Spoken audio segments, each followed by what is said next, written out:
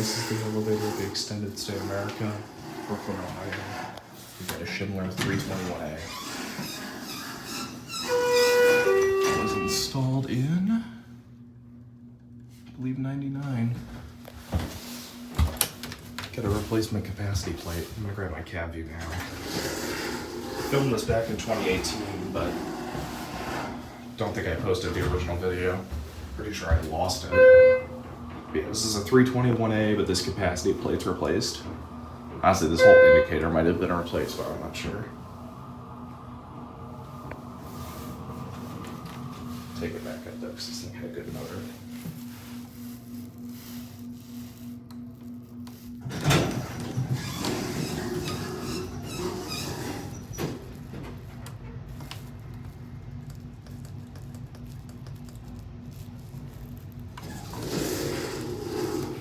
So it opens up right by the front desk. All right, let's hear the motor.